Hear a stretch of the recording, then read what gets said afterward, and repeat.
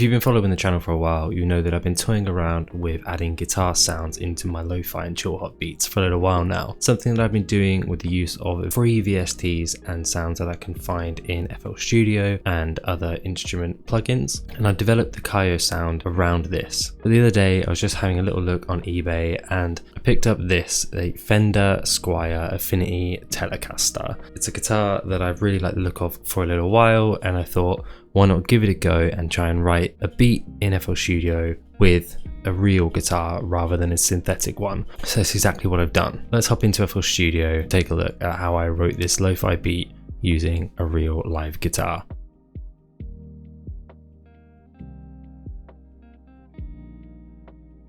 Now, what many of you may not know is that I grew up playing bass in bands, so I already have a little bit of experience and noodling around a fretboard and playing a live instrument. It's not something I've ever really done too much in my production, but it's something that I'm keen to explore more of. So let's take a little listen to the beat and then I'll break down how I wrote this.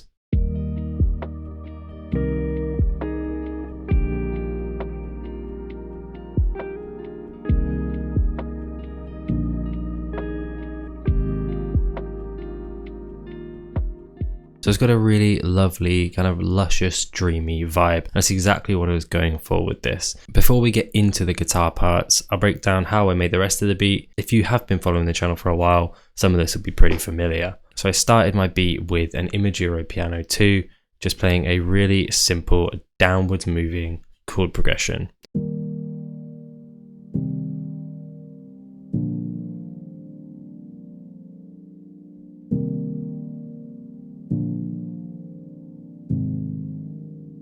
Something with a little bit of emotion there, on a D sharp major, moving down into a C minor, then into an A sharp major. I then moved back into my C minor, but I added a seventh onto it, then back into that same A sharp major, and then finishing off on a G sharp major. Just simple triad chords, nothing too crazy going on here. Once I had those, I'd figured the scale that I was working in, and we're working in a D sharp. Added a simple drone just in a 1 and a 5 of the scale. And as always, my drone sound here is the Azure piano from Labs. Really simple and really, really lovely. On my drone, I've got a equalizer rolling off anything above around 1K, just getting rid of some of these higher, harsher frequencies. Just didn't fit with the vibe. And on my piano, just got a roll off on the lower end. Now, I've obviously been producing for a couple of years without guitar, so I kept to kind of doing what I know, and that's to just kind of produce up to a point, and then I decided to bring the guitar in. I wanted to have some structure there to grab onto, so I added this really simple piano melody.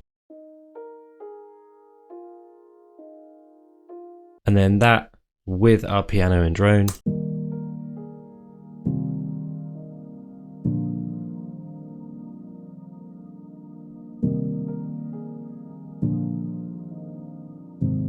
Just building like an emotional base for the track. Then added another piano. We've got a piano art. If you listen to my other songs, if you watch these other videos, I'm doing the same kinds of things. I'm not switching it up too much because there's going to be a guitar coming in. So just a really simple piano art here. And just adding some movement here. Really nice. We've got kind of our nice core piano layers. After I had those, I actually was inspired by a recent video by my friend Kaiyo. You'll probably know him on YouTube as Astral Music and Tutorials, where he'd use some vocal pads in one of his latest videos. I'll link it up here if you want to watch it. I actually did a similar thing here. I was inspired by his video, and so shout out to Kaiyo for the tip here. And I added some vocals in here. I'm using the Labs Warp Fracture from Micah's Choir, which is a really lovely sound. Just added these really simple kind of background ethereal vocals.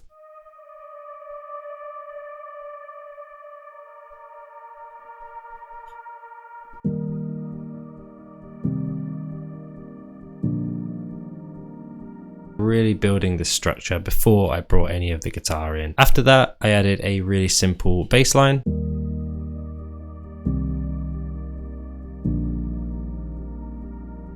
just following the root notes of my chords there. I actually didn't do the guitars till last, so let's move on to the drums. So I started here with a really simple kick and snare pattern.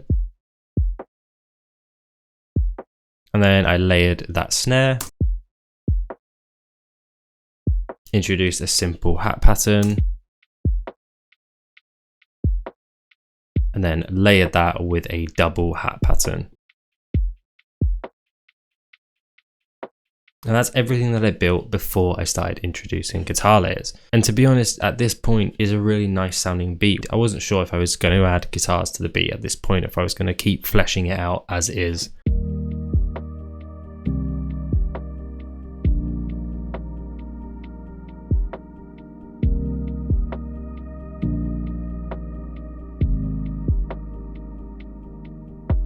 It's also reminiscent of something that you might hear on like a Tatro record. If you follow Tatro on YouTube, you may have heard him use vocal samples just like this. Another inspiration of mine. So now let's talk about the guitars. So like I say, I've got this Fender Squier Telecaster guitar. I just plugged that in and I loaded up Guitar Rig 7. Played around with the presets a fair bit and I landed on this one called Clean Cave. And I haven't really changed it too much. The first guitar layer that I wrote was this just really simple kind of plucking, called it a guitar arp, but it's not really an arp. Just take a listen.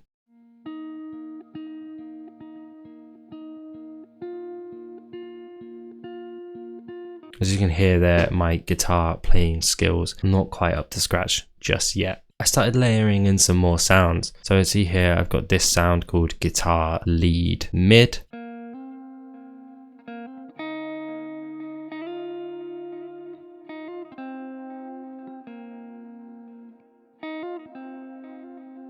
I actually wrote all of my guitar parts as an 8-bar loop.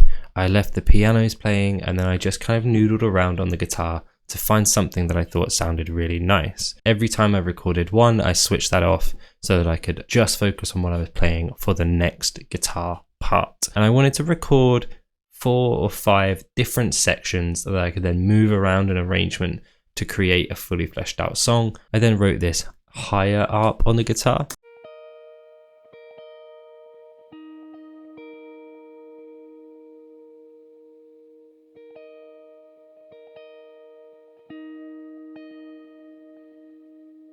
I then added this guitar lead, and I've called this guitar lead radio because I added an EQ to radio the frequency. So let me just take that off and you can hear the recording and then I'll switch it back on.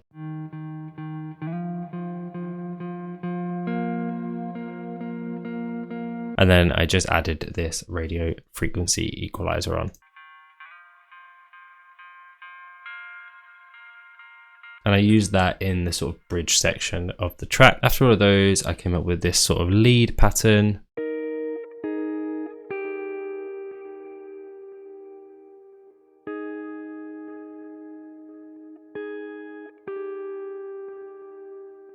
Leaving loads of space for all of the layers to kind of work and intertwine and kind of bounce around each other. And after that, I have this guitar pad sound. Now this is actually a guitar part that I played in, and it sounds like this.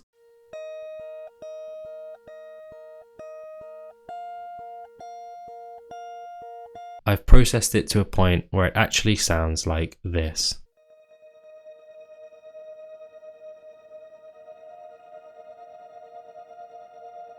And it gives this really lovely moving pad sound in the intro and some of the hook parts of the track. And to do that, I took my dry guitar signal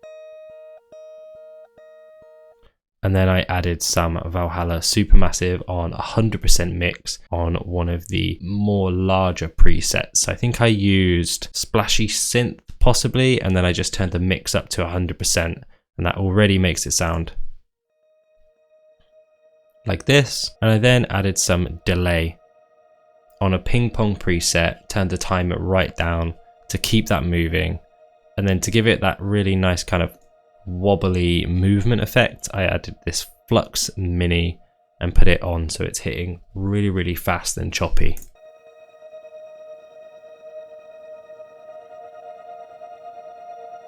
It's a really nice kind of textural part to the song. So let's put all of these guitars back to where they need to go. I then had pretty much everything I needed for this track to start arranging, to start automating, to start building it out into a full track. I started off with just a drone sound and my new guitar synth sound, and I used automations to bring those in so nothing is coming in too harshly. Did the same with this guitar up here, and so for the intro you get all of those sounds, and then you get some piano and some vocals coming in, some subtle snare and hi-hats in the background. Let's take a listen to how this intro sounds.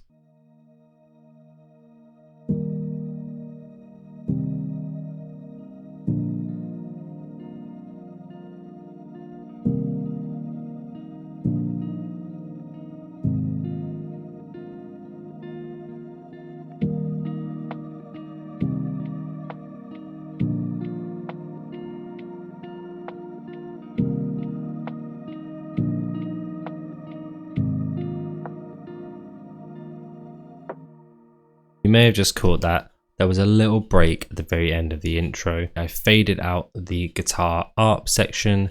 I've cut out my guitar synth completely using the gain limiter. I put a very simple little drum hit of 2 snares. We're going from 1 snare here to 2 snares, and then everything comes in all together to give you a really nice kind of warm, effective transition. Let's take a listen to the back end of that one more time.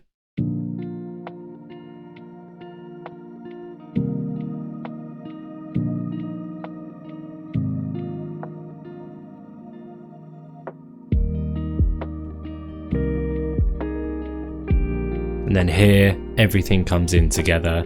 We've got our lead guitars, we've got some of the ARPs playing. After I'd recorded all of my guitar parts, I went through and I listened to them together. I listened to 2 of them together, 3 of them together, figured out which ones kind of work in the same space, and then I just panned them. So if we play this section here,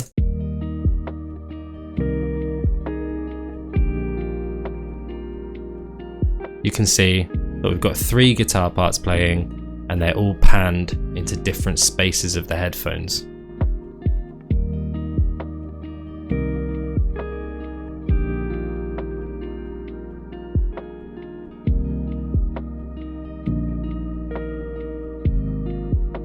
And then here's another transition.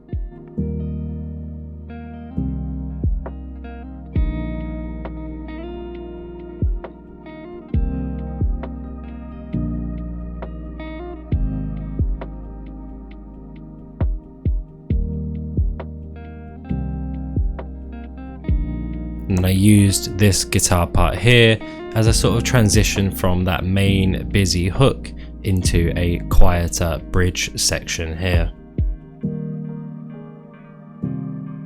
And there's that radio guitar.